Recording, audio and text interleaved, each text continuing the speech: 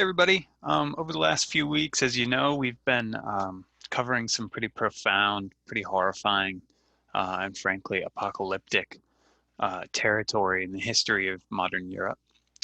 We've traced the origins and characteristics of totalitarianism, the descent of Europe into its second great cataclysmic war in a generation, and of course the madness of Nazi governance. So the question that we're going to talk about just for the rest of the semester, the next couple of weeks, is where would Europe go from here? What sort of civilization or what sorts of civilizations would rise from the ashes of 1945? As you know, by 1945, fascism had been defeated, right? The Axis powers centered in Nazi Germany were crushed. But in the process, the traditional powers that had governed Europe, and frankly, for much of since the 19th century and into this period of the 20th century, had really dominated world affairs. Britain, France, Austria, Germany, etc., had either collapsed or were just so exhausted as to be eclipsed on the world stage. So what we see after 1945 is the movement of Western Europe from really the gravitational center of global power to the side. And the largest powers left standing at the end of the war are not based in Western Europe, right? They're the United States and the Soviet Union. These are the largest economies in the world in 1945. They are the largest militaries by far in the world in 1945. And as we discussed last week, they had been allies during the war, and it was that alliance that had really been fatal to Hitler's dreams.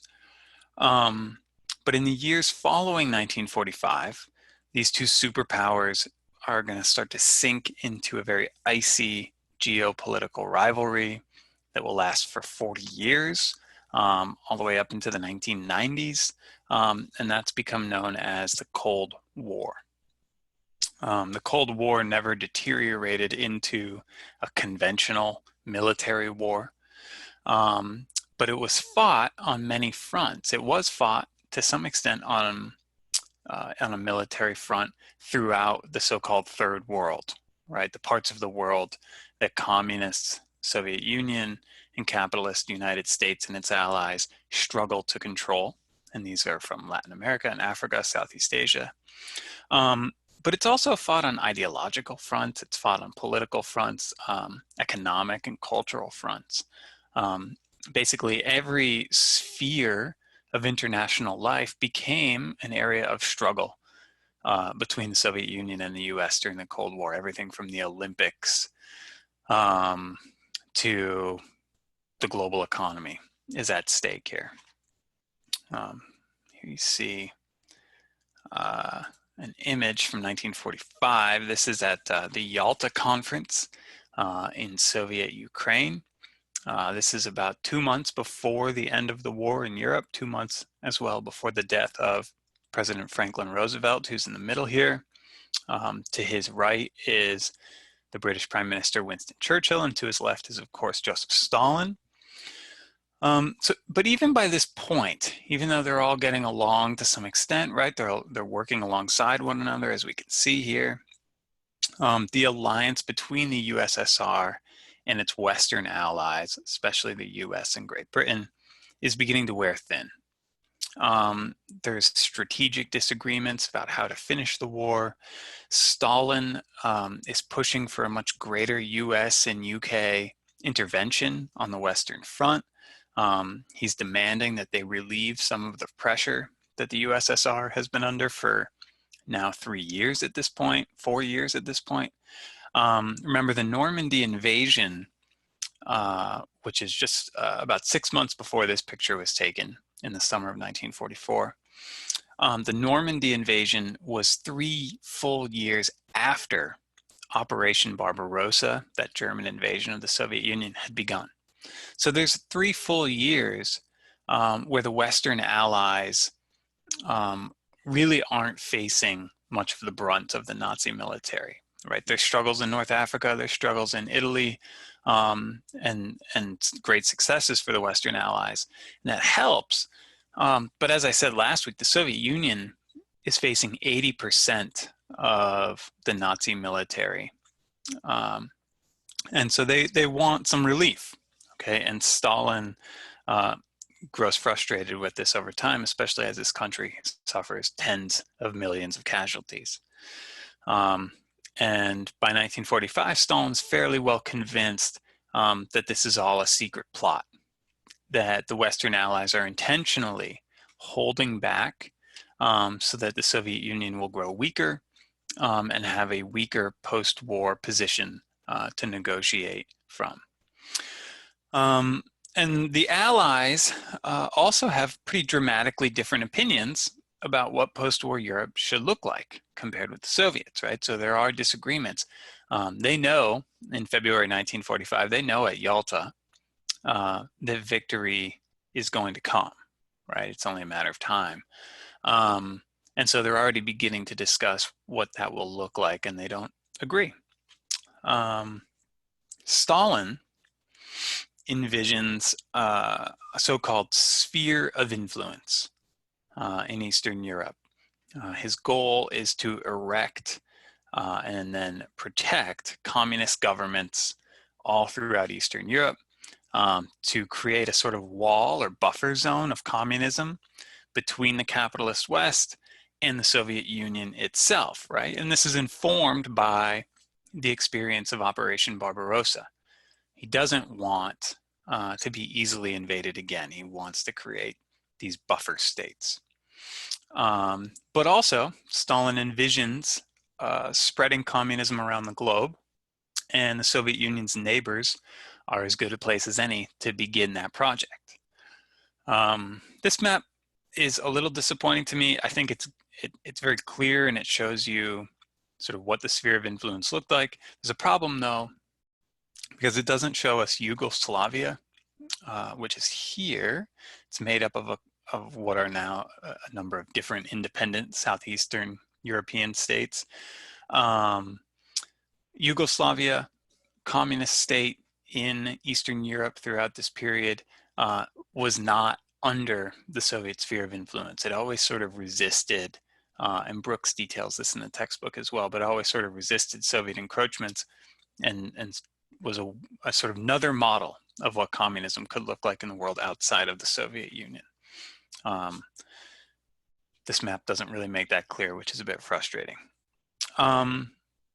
So by 1948, 3 years after the war, Stalin really has achieved his sphere of influence. He's really created this.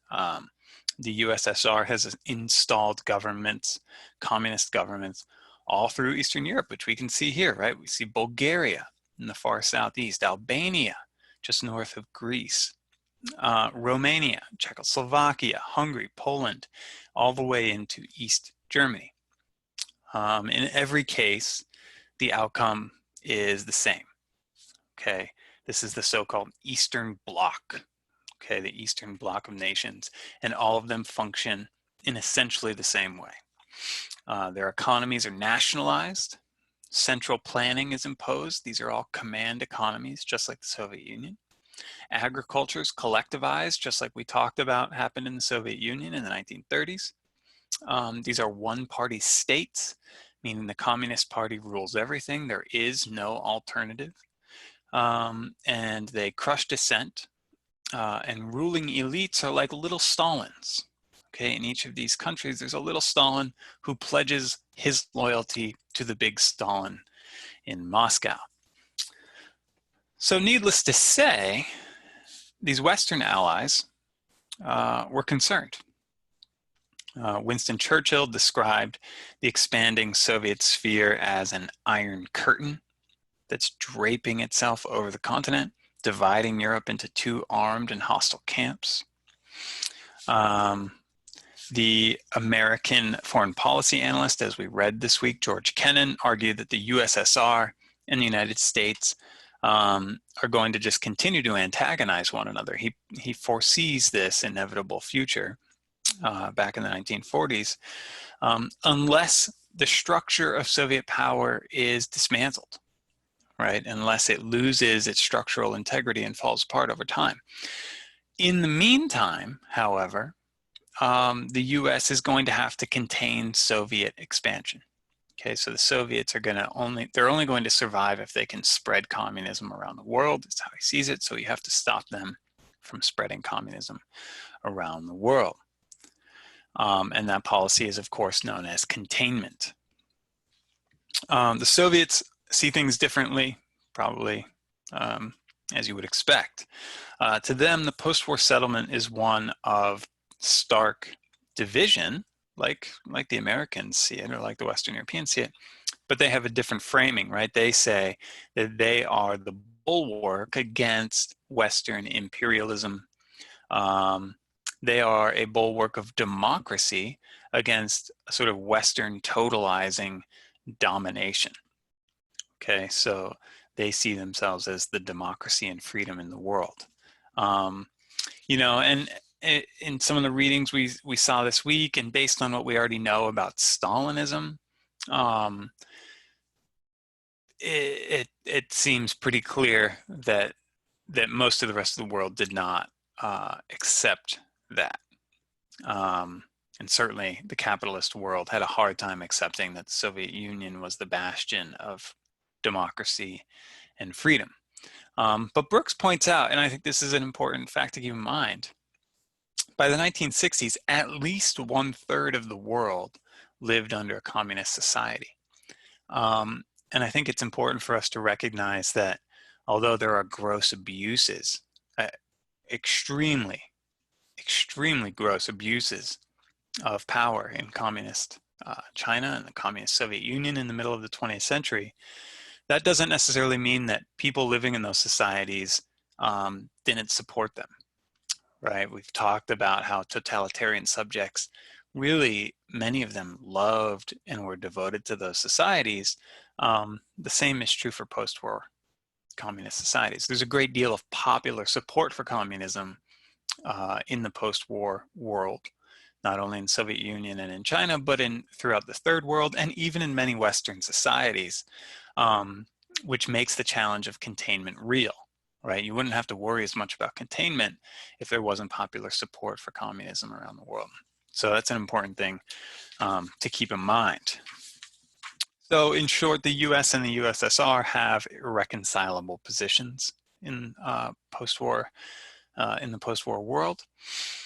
And as I said, every major policy development in the years that follow, particularly in these critical years of the late 1940s into the early 1950s, but really throughout the next 4 decades, emerge within this context of opposition and suspicion and doubt, right? So this is a very tense half century, really, of international affairs.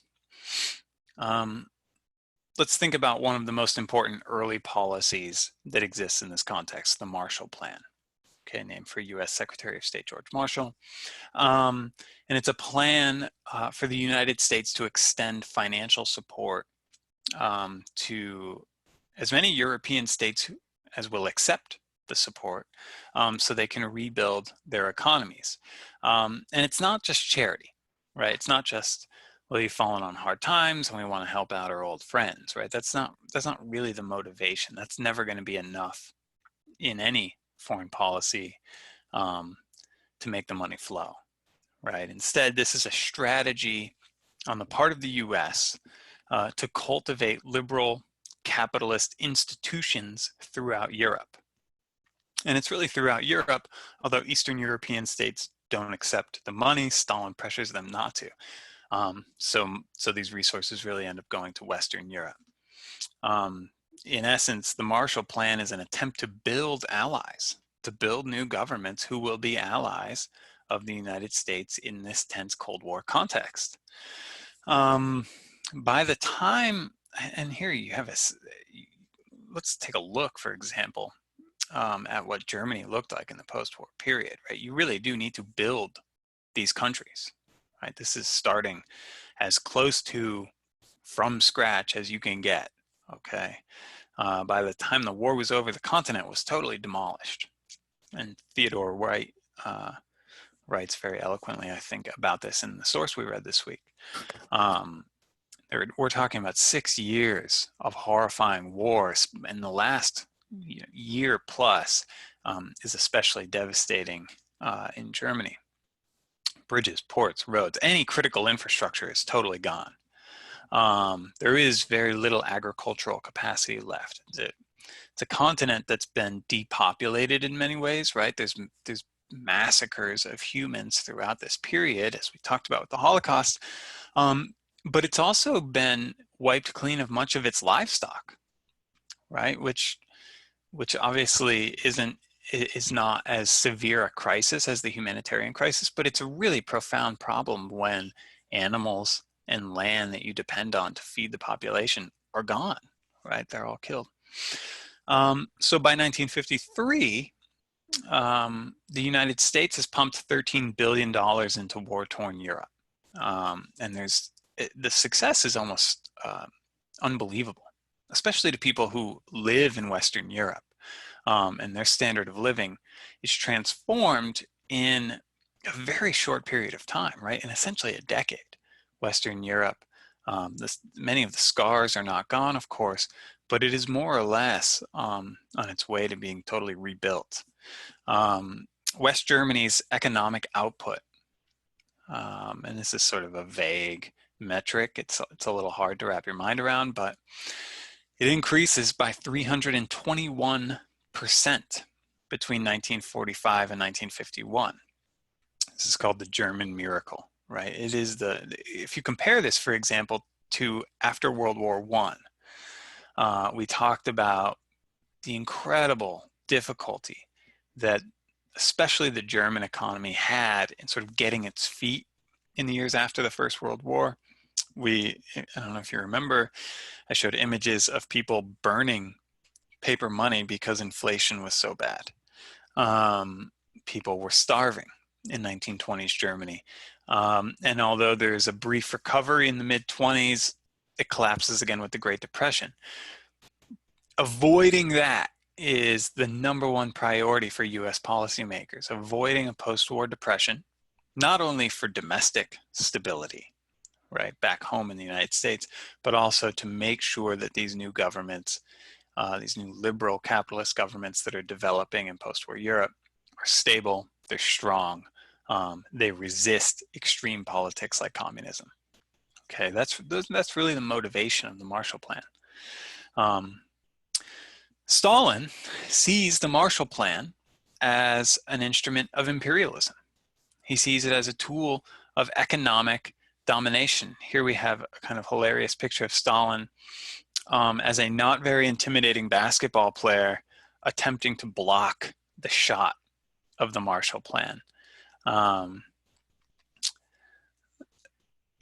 which essentially captures his approach, right? There's nothing he can do about it, but he would love to stop it from happening, and he complains a lot about it, and he does block Marshall Plan funds from going into countries that really need them, like Poland. Adding to all of this post-war tension are developments in other parts of the world, right? We have a communist revolution and triumph in China in 1948 and 49.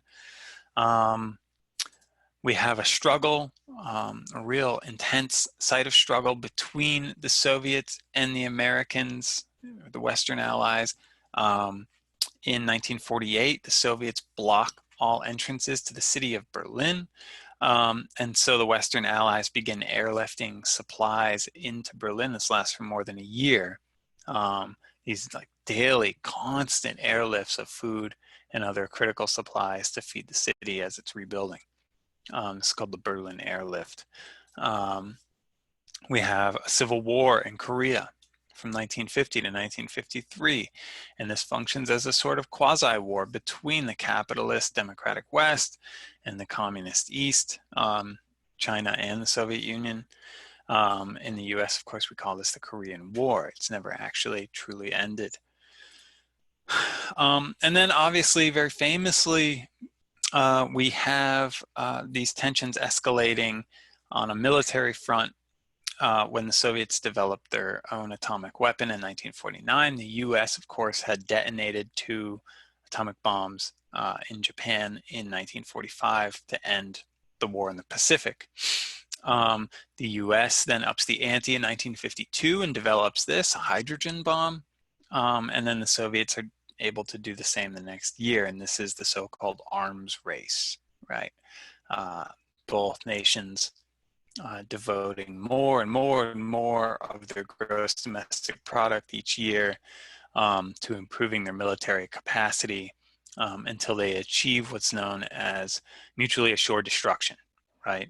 A war between the two would assure that both powers are destroyed and they're thus sort of unable to make a move against one another, direct move against one another for the ensuing decades.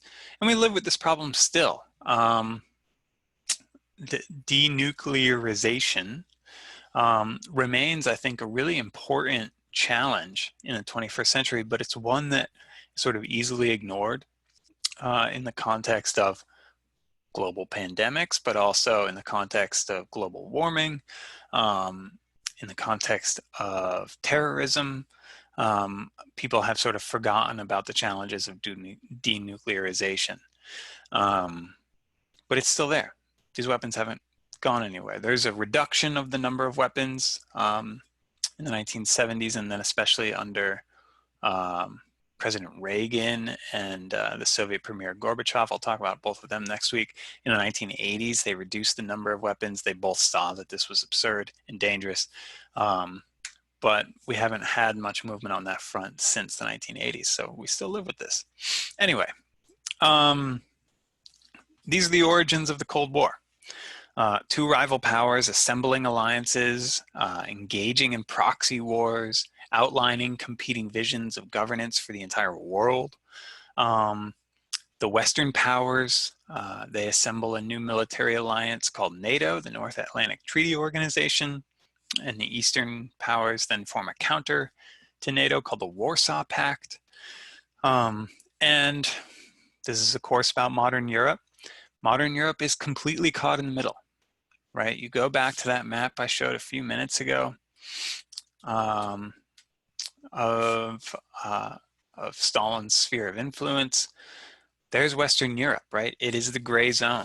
It hangs in the shadow of the Communist East, and it is deeply, deeply influenced by the United States in this period, and it becomes a sort of proxy of the American government in many ways throughout this period. Europe has this new position, as I was saying before, that it really hadn't had before. It's no longer center stage of where power really rests in the world. It's destroyed itself, and it becomes a site of the struggles between other powers. Let's think about some other things that are happening, though, in Europe at the same time, right? There's challenges to European cultural identity,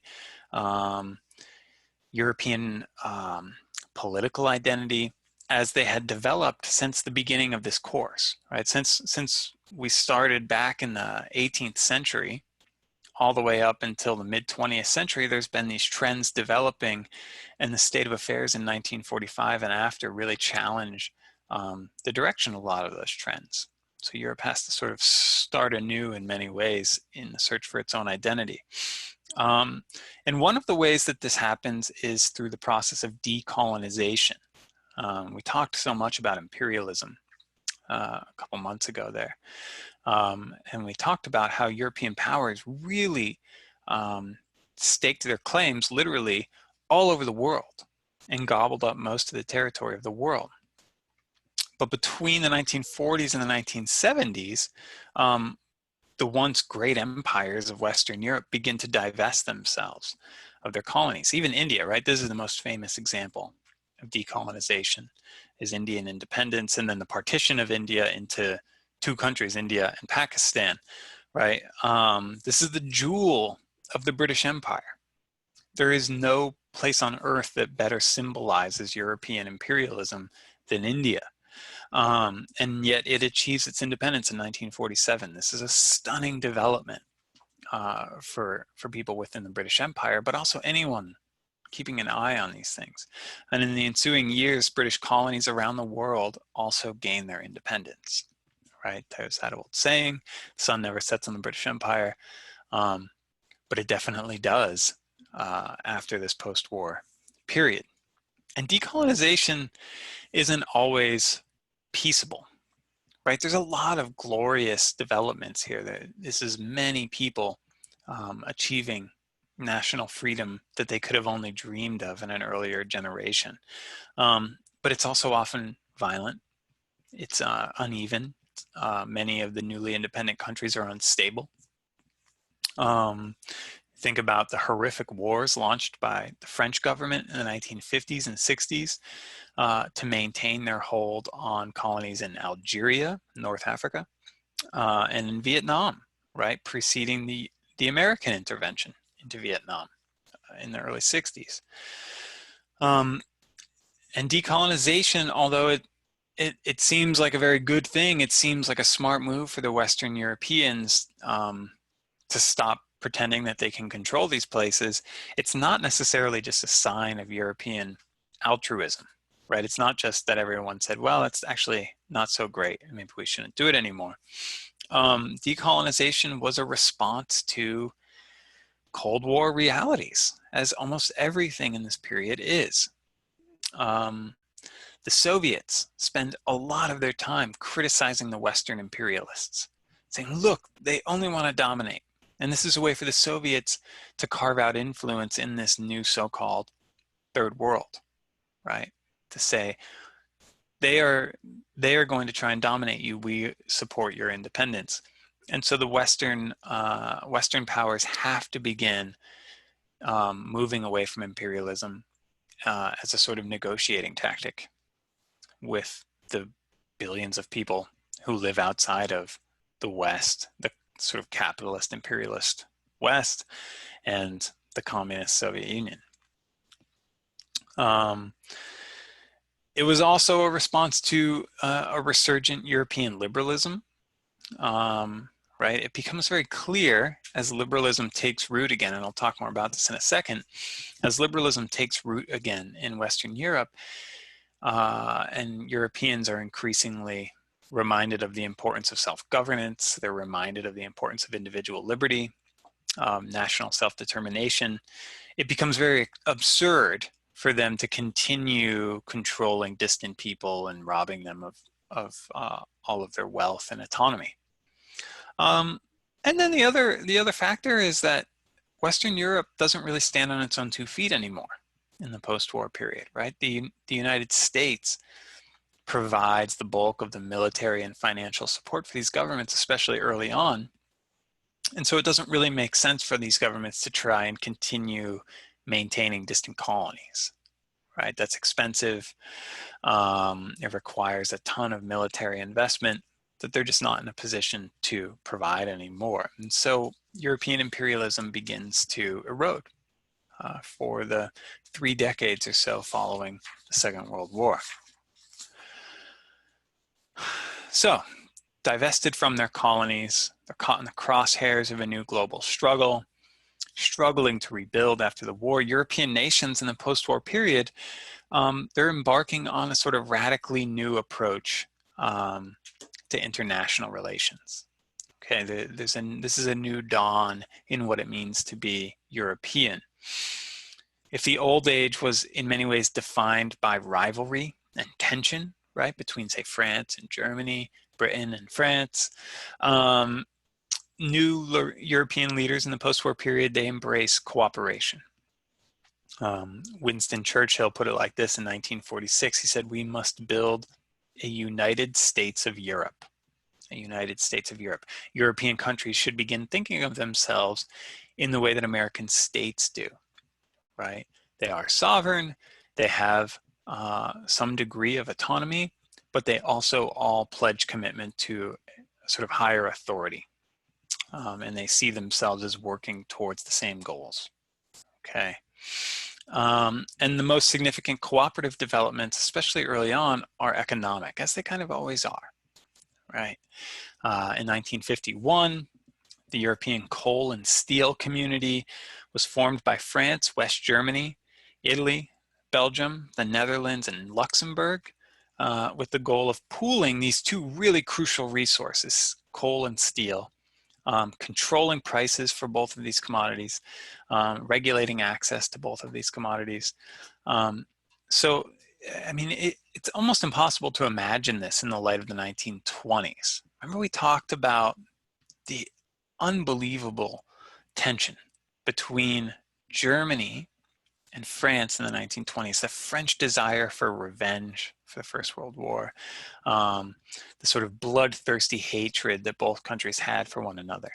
And here we are in the 1950s, and they decide to regulate access and control prices and share as a sort of common resources two of the most important commodities in their economies, right?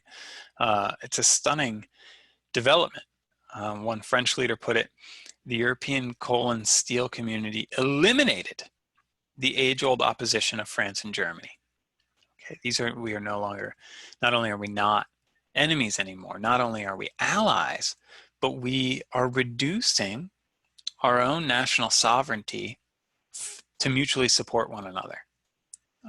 It's a relationship unlike really any that had existed in global economic affairs prior to this point. It's a real innovation.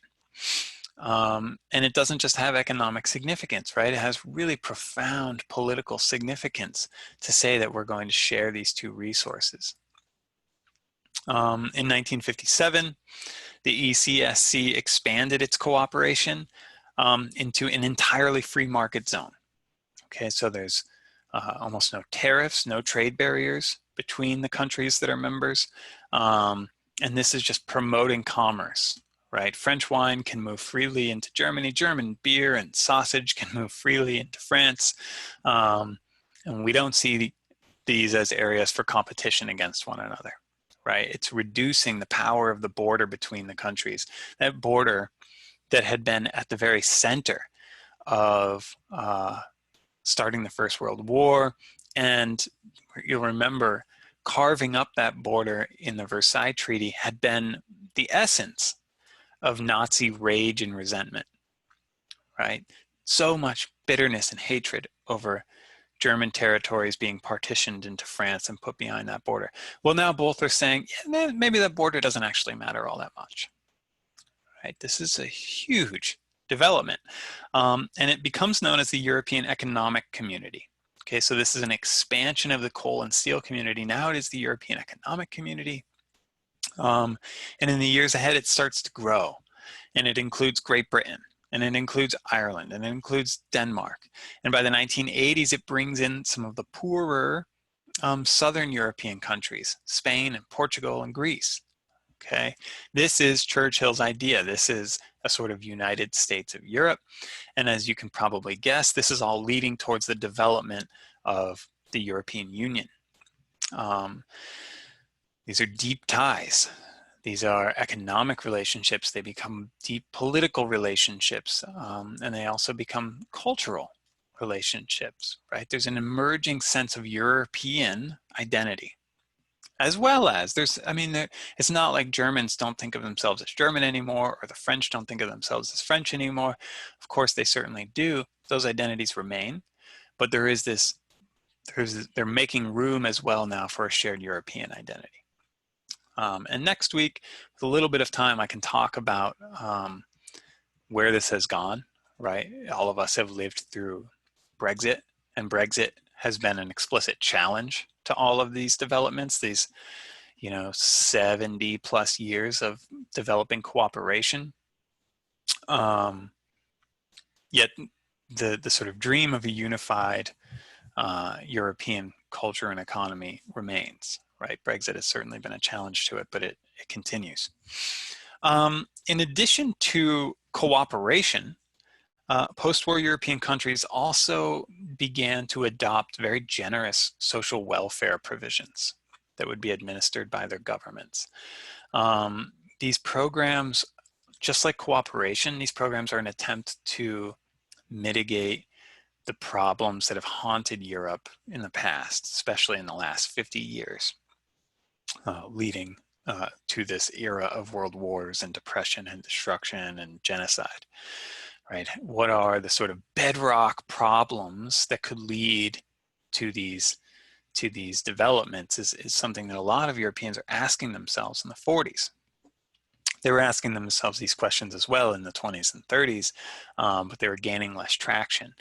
But with the complete annihilation of the continent in the 40s, there's a little bit more room on the floor for people to say, hey, maybe we should take things like hunger seriously. Maybe we should take things like housing instability seriously, or the rampant spread of disease seriously.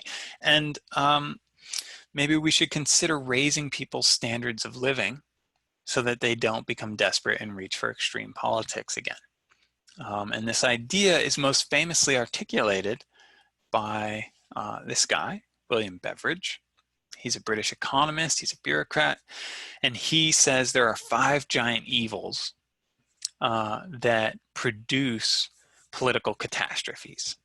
Okay, these are want, ignorance, squalor, disease, and idleness. Okay, and by idleness sort of means unemployment, right?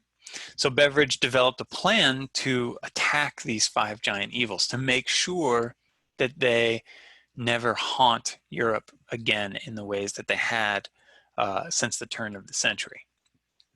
And the way this happens is that Western European governments, and Beveridge is working in the British context, but his work symbolizes what's happening in France and in West Germany and in Scandinavia as well. These countries begin to nationalize parts of their economies, right? Now, they're not communist, right? They're not nationalizing every part of the economy. There's a lot of room for free enterprise, for business. These are capitalist countries, but they nationalize certain sectors of their economy to make sure that society is more stable. And obviously the most famous example of this is healthcare. So the British invention of national healthcare, it's not the first invention ever in the world, but it's their inventing their own nationalized healthcare system occurs in this context. So there is, in the post-war period, a trend towards increasingly active government intervention in economies and just everyday life. This raised a conflict. It calls to mind a conflict that we've been talking about since almost the beginning of the class. This conflict between classical liberalism, as it's often called, or laissez-faire liberalism. We talked about Samuel Smiles in this context and Adam Smith in this context, right? Folks who say individual liberties are important because every person as an individual economic actor should be trying to maximize their own well-being at all times, right? Everyone should be a little bit selfish, and that will produce general welfare, right? That's the kind of classical liberalism thought. And then there's this on the other side, this sort of social liberalism, right? And we talked about John Stuart Mill and all sorts of other thinkers, Hobhouse and others, who said, yeah, individual liberty is very, very important, and individual rights and individual ideas are crucial for a free society. And yet, we also see that capitalism, industrial capitalism, can really ravage people, and that those people aren't necessarily free, right, if they're, say, starving, or if they're unable to access medical care, or they're unable to get an education and advance themselves in the society.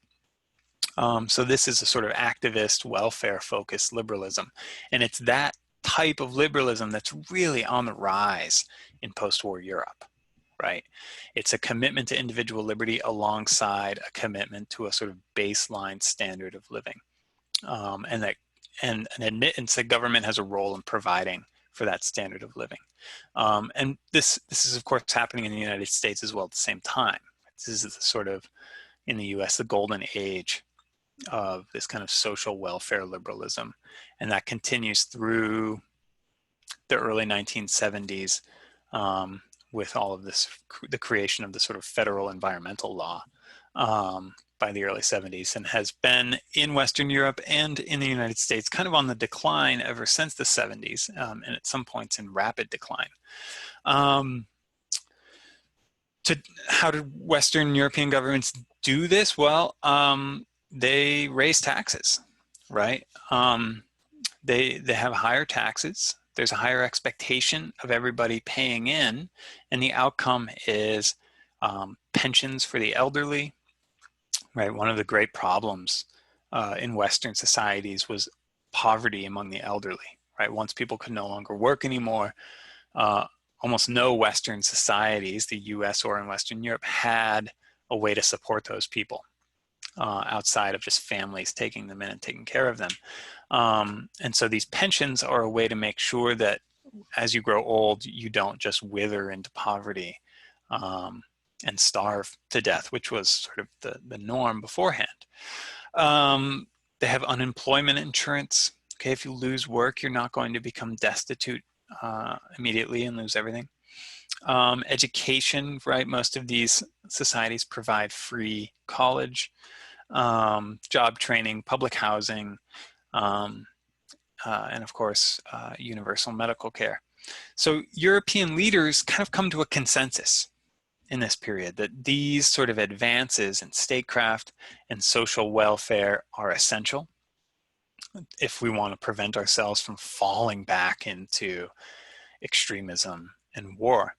And they also come to a consensus that this is largely possible because of the Marshall Plan, right? Without the Marshall Plan coming in and rebuilding the infrastructure and rebuilding governing institutions, there's no way that these societies were going to be able to create these kinds of nationalized welfare programs.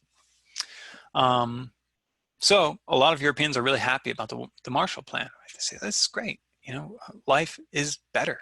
People have full bellies. People know what they're going to do the next day. They're going to go to work. People have a dream of a future. They're not just scraping by day to day. But there's also tension around the Marshall Plan. There's tension around how much influence the US has in European society, right? There is a fear of an increasing, we don't need to look at William Beveridge anymore, I think. We're probably good there. There's an NHS, National Health Service in Britain. This picture sort of symbolizes that. Okay, there is a sort of fear of what you could call Americanization. So you see this German advertisement for cigarettes. It has a sort of very American feel and look to it. Europeans have unprecedented prosperity, and they're using that prosperity to enjoy American music, American films, American habits like cigarette smoking, largely cigarettes produced by American tobacco from places like Kentucky and Virginia, and American slang even, right? The languages of Western Europe are changing in the post-war period to accommodate growing American influence. The French dictionary in the 1960s includes a new phrase, le weekend, only in the 1960s, right? This is an American concept. The idea of a weekend is a very American idea, and it begins to transform the ways that Europeans structure their lives, as well as their language. And there's a cultural fear of Americanization. What could be lost as the Americans increasingly influence us? You know, and later in the century, we see this in the creation of European Disneylands and obviously European McDonald's and Pizza Huts and all of these sorts of things. And that's especially after the 70s. But this is even in the 50s and 60s. There's a concern about this. You see post-war films, literature, cultural criticism is very wary of Americanization, right? But on the whole, I would say average Europeans, ordinary Europeans, they're not that worried about it, right? They actually kind of delight in their new prosperity.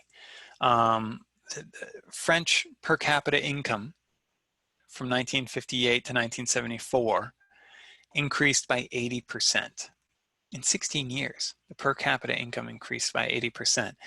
Amidst that kind of prosperity, and with the memory of privation and war and horror just a decade or so before, most people are willing to accept some Americanization of their culture.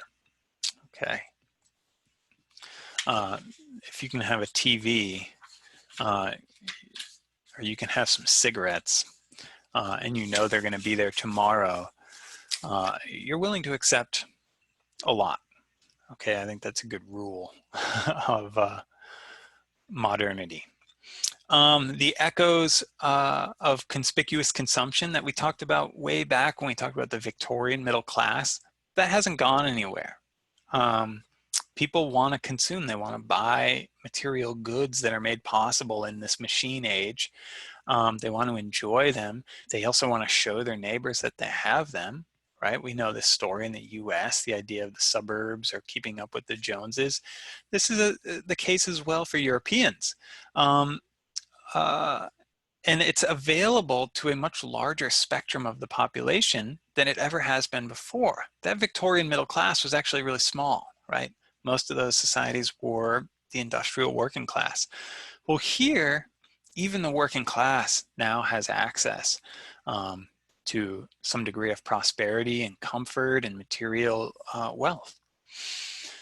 None of this, I want to be clear, however, meant that Europeans just sort of forgot about where they had been. And we've read about this a little bit with Hannah Vogt in this week's primary sources. And this is an important thing to consider in post-war Europe. There has to be a reckoning.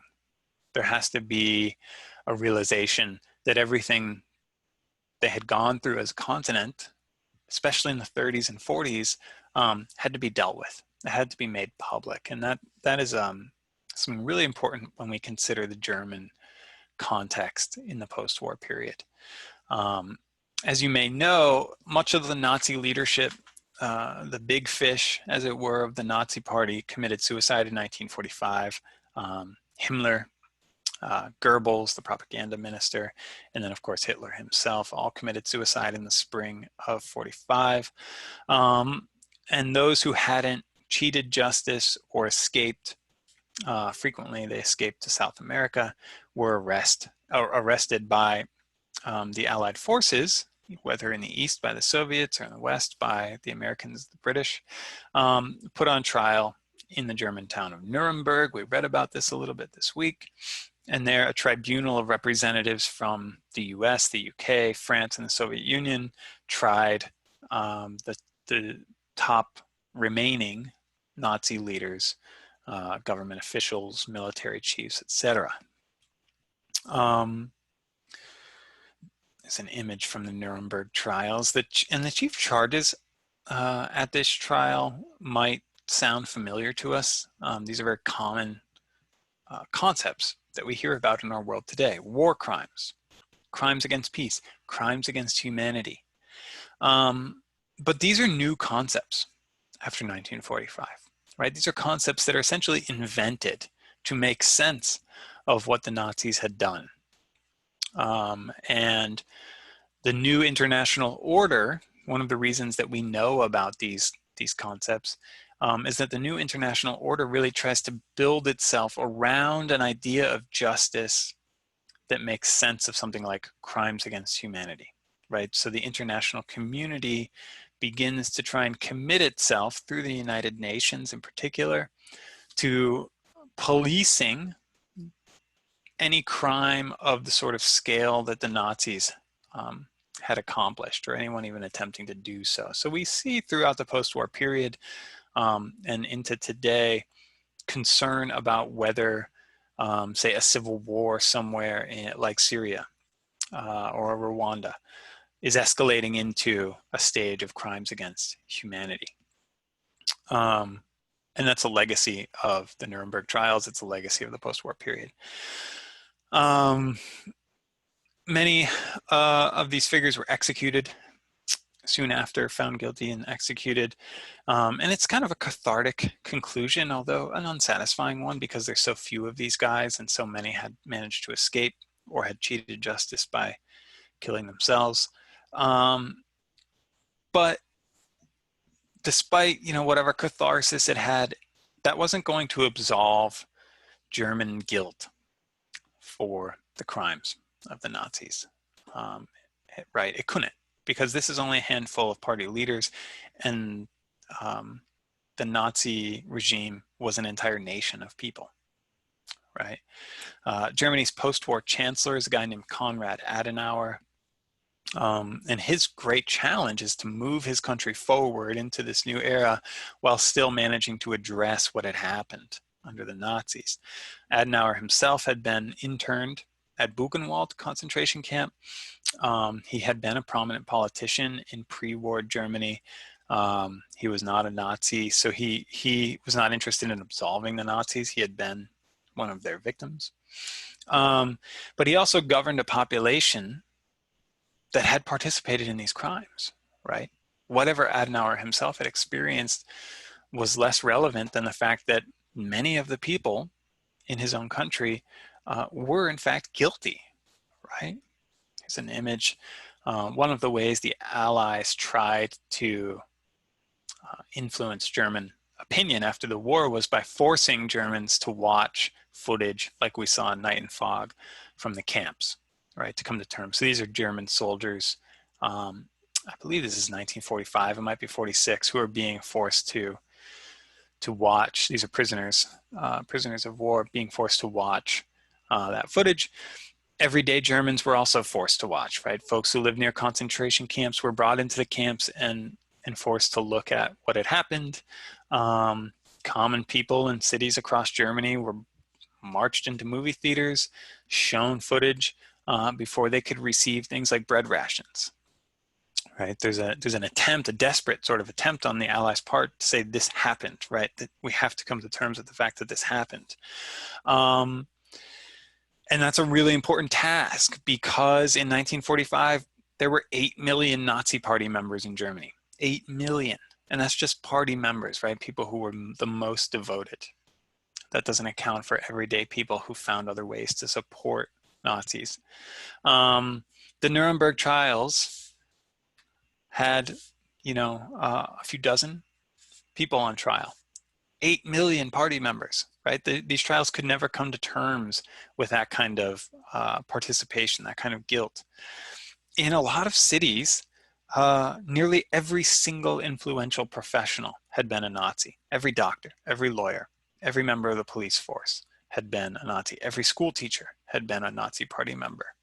The Allies identified 3.5 million ordinary Germans who weren't party members, but who had participated significantly to warrant war crimes charges. Okay, it's about a fifth of the German population right there could have been charged with war crimes. Never mind people who participated, supported in other ways. Every major German company had supported the Nazis. Daimler-Benz, right? Mercedes.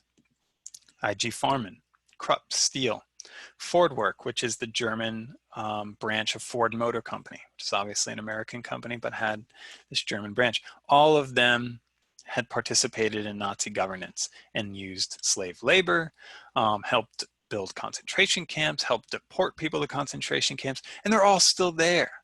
So the Allies have to find a way to make something of this society that can't ever truly be untainted. And a lot of Germans still really liked Hitler, right? I think sometimes we imagine 1945 is like this hard brick wall, and Germany smashed into the wall, and on the other side you have this liberal West German liberal capitalist society just comes out the other side. But it's not that smooth, of course, right? In 1946, nearly 40% of all Germans in a poll said that the extermination of Jews had made Germany safer. That's 1946. So after the war, nearly half of all Jews admitted, or nearly half of all Germans admitted to supporting the extermination of the Jews. They were still there. Konrad Adenauer has to find a way to govern that country. In 1950, roughly a quarter of all Germans claimed they revered Hitler. I've heard stories. I grew up in Massachusetts, and there were ethnic German communities. small ones in Western Massachusetts, where I grew up. Um, and people I knew would go to their friend's house. Their friend had German parents, and there would be portraits of Hitler on the wall in the 1980s, the 1990s, right? So that reverence doesn't go away. Um, it doesn't go away smoothly, right? Germany has to have a reckoning. And this is exactly what Hannah Volt is trying to spark when she writes The Burden of Guilt. A new Germany, liberal, internationalist, cooperative, hyper-modern, hyper-capitalist Germany, right, that we live with in the world today, isn't going to be built from a clean slate. It's going to be built on top of the remnants of Nazi Germany, and in many cases using the same people to govern that society that had governed Nazi Germany. Adenauer himself, his government begins to try and negotiate this early on. They pay pensions and indemnities to Jewish survivors. They pay reparations to the Jewish community. They pay reparations to the newly founded government of Israel.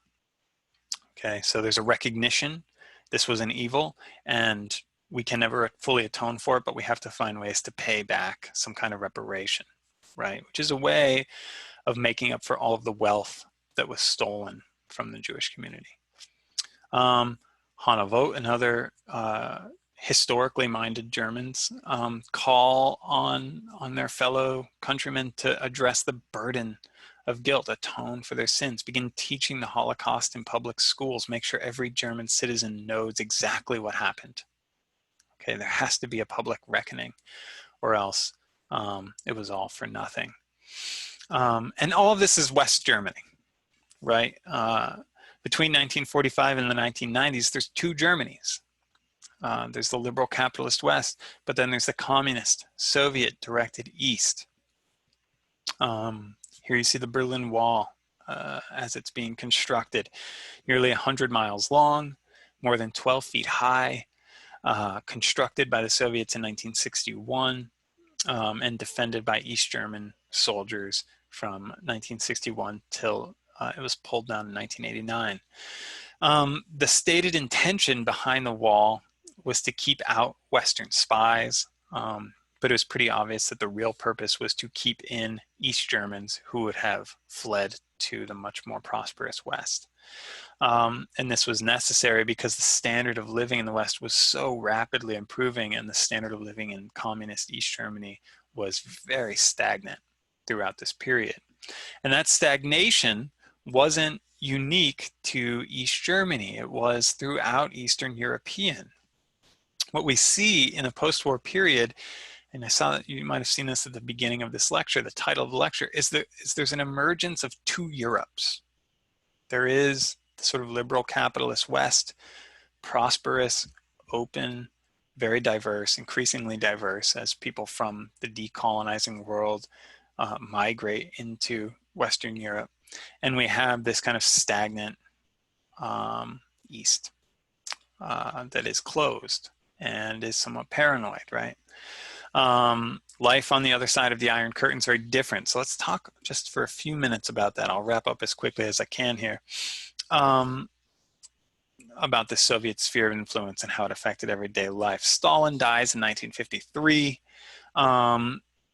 And but before his death, he'd really set a tone of kind of paranoia and heavy-handedness and surveillance all through the Soviet sphere of influence, all through the Eastern Bloc. His successor really doesn't emerge until 1956, Nikita Khrushchev. He's a very famous figure in Cold War history, right? He's one of the two great figures, along with John F. Kennedy, involved in the Cuban Missile Crisis, the kitchen debate with Richard Nixon when Nixon was vice president in the 1950s. Khrushchev was a true believer. Okay, he had risen up through the Communist Party ranks. He believed the Soviets were going to win the economic war with the West. But he also was doubtful of Stalinist tactics, and early in his career, he begins to try and atone to some extent for the excesses of Stalinism. He says, we're never going to arrive at the sort of Marxist dream of a workers' utopia if we use Stalinist methods. So there's a sense then, by the late 1950s, that the USSR is going to open things up a bit. It's going to liberalize, as the West has been liberalizing. It's going to be less paranoid, less violent. And Khrushchev's ideas spread around the world, right? They're leaked to the press, so people throughout the sphere of influence kind of start to see, oh, there's a better day coming. This is especially true in Hungary. Hungary had been through hell, really, in the last 20 years. It had fallen to the fascists in the 40s. And then it groans under Nazi rule. Nazi rule in Hungary is extremely abusive. And then quickly it flips to an extremely violent and repressive communist regime right after the war. So the Hungarians had been terrorized, really, for a generation. And they seize on Khrushchev's ideas in 1956 to call for a freer, more moderate governing order. They topple Stalin statues, they march in the streets, they install a moderate, still communist, but moderate government. So this is a test. How open does Khrushchev want the society to actually be? And he responds with force. Right? The Hungarians say, actually, I think we're going to pull out of the Warsaw Pact, pull out of that military alliance, and maybe open ourselves a little bit more to the West. Khrushchev is okay with moderating Soviet rule a little bit, theoretically, but he's not going to allow a country to just go its own way. No, you cannot leave the Warsaw Pact. You cannot build alliances with the West. In November of 1956, Soviet tanks roll into Budapest. They topple this new moderate government. They install a pro-Moscow regime, and they kill thousands of Hungarians in the street. And this really sets a tone of Soviet power. Moscow runs the show. So whatever hope there had been after Stalin's death is really vanquished here in Hungary in 1956. This is sort of a defining moment of post-war Soviet power, and we have another one of these again in 1968 during the so-called Prague Spring. The Prague Spring was an uprising, a very romantic uprising. It reminds me a lot of the revolutions of 1848, the kind of student, intellectual, artist-led nationalist movements of the 19th century. If you've ever read it's a wonderful novel about the Prague Spring, it's a sort of devastating novel about the Prague Spring called The Unbearable Lightness of Being by Milan Kundera. I highly, highly recommend that book. The Prague Spring protesters, these young people, they call for liberal freedoms. They want to be able to travel to the West. They want to be able to assemble in public. They want a freedom. They want freedom of the press, freedom of speech. They want economic liberalization. They want less central planning, etc. And their de facto leader is a man named Alexander Dubček. And Dubček is very sort of skillful and strategic. He knows, well, the Hungarians, their mistake was they wanted out of the Warsaw Pact. And so his way of negotiating this is to say, we're not going to leave the Warsaw Pact. We are going to be steadfastly pro-Soviet. But here at home, we want a slightly softer, more liberal order.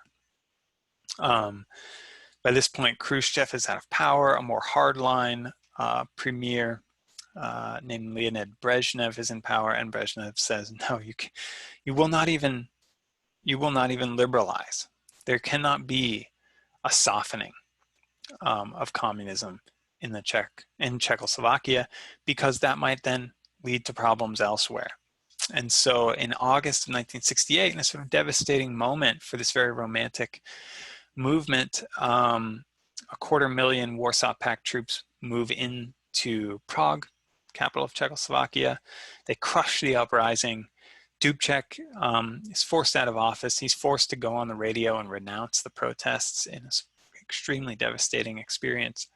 And a new hardline, repressive Czechoslovak government is installed. And that will remain in power until the late 1980s. This is a sort of Brezhnev doctrine, is what he calls this.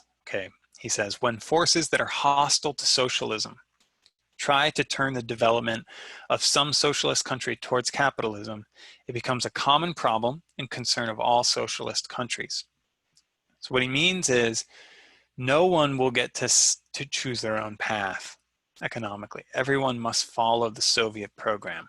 You are not independent countries, really, right? You must follow the Soviet program, and anyone who tries to do otherwise will be crushed. So what we see in the post-war Eastern Bloc is uniformity, right? All Eastern Bloc countries rely on command economics, central planning, right? The state sets the tone. They rely on Stalin-esque 5-year plans of production. And while 5-year planning helped the Soviets prepare for the Nazi invasion, it was a real mess in the post-war period. Command economies really struggled with efficiency. Consider if you're like a radio factory in Poland in the 1970s, right? You received an annual report every year from the capital, and the capital tells you, okay, you're going to produce this many radios this year. You'll produce this many per month, this many per week, this many per day to get to your yearly quota. If you overachieve, if you make too many, we'll pay you a little more. There'll be a reward, right? So there's an incentive to overproduce for a demand that was sort of invented by like a Bureau of Economics in the capital. So quantity is the only thing that really matters, and quantity is not based on any like sort of market determined demand. So quality is just out the window, right? And this becomes a sort of joke of about Soviet life, right? That the finished goods, they're never inspected because the concern is just producing as many as possible. Factories are cutting corners constantly. This Polish radio factory might churn out hundreds of thousands of radios that don't work, right? And consumers won't have another choice. They'll be forced to buy. If you want a radio, you're going to buy the one that doesn't work because no other one exists. This system discourages innovation. The factory foreman who says, okay, our radios don't work, let's slow down production and make them work better, he's going to get in trouble because the capital's demanded this many and they expect overproduction. So you can't ever slow down. You can't take time to innovate and make your products better. So the goods that exist in Hungary and Czechoslovakia and Poland, Russia, etc., in 1982, they're exactly the same things that you could have bought in 1962. Think about the difference between the early 60s and the 80s in the United States, just sort of in terms of, say, fashion or music or technology. But in the Eastern Bloc, there's very little change. It's essentially the same across that entire period. And so what we see is a sort of cultural institution of Eastern Europe emerges, right? Production quantities don't really meet popular demand, and so people begin to live their lives in line. Here's a picture from the Prague Spring. I should have shown you that earlier, another Prague Spring. People begin to live their lives in lines. Okay, the queue is like where Soviet life truly exists. It's in Communist Party meetings and lines for goods that there are not enough of. Standing in line at a government store was like a way of life. People said, if you see a line forming, just get in it. It doesn't matter what it's for. Even if you don't know what it's for, just jump in line, because if there's a line, it means supplies are short and you won't have another chance. Average people carried shopping bags when they left the house because they didn't know if they would see a line, right? It was said, never write a list when you're going to the store because you'll only be disappointed. They won't have the thing you need. You're going to have to settle for something else. And what these lines showed to people was that their governments were unfair. They were corrupt. They knew that party leaders would always have what they wanted, but that there wouldn't be enough for average people. And so there grows a sort of vicious cycle. This is a Polish family in the 1980s showing their ration cards because there's never enough food. So the governments have to ration food. This is a ration for meat or for bread or what have you. As one economist put it, there's a sort of vicious circle of Eastern European economics. Discontented workers, they operate inefficient machines to produce too few products of too low quality, which means those same workers have no real incentive to produce better or more, because they know that what they're going to have to buy when they go out to the store is going to be crap. It's going to be made by people just like them in just their situation who had no incentive to make things better, right? One joke said, as it went, we pretend to work, they pretend to pay us. Okay, so what we see here then is after 1945, this growing lag in Eastern Europe compared to Western Europe, which is rapidly developing and growing. And when we draw the balance sheet of Eastern European communism again and again, the fact remains that this is a sort of noble dream of collectivism. It looks really good theoretically, but at least as it's being practiced under the Soviet watch. And there's a lot of factors that shape how Soviet economies work, right? But in the context of Eastern European Soviet-influenced economics, we see there isn't real democracy, as Marx and Lenin had predicted. Instead, there's a lot of repression. Working people are actually more alienated than they were in the capitalist West. They're not less alienated. They're less healthy. Their housing is of a lower quality. They're frequently hungry and frustrated, and they frequently feel as though their society is tilted in favor of party elites, the new class, right, as we read this week. So next week, we're going to talk about the failures of the Soviet Union and how it leads to its eventual collapse, and then what follows that. Okay, thanks everybody. Looking forward, as always, to discussing this with you.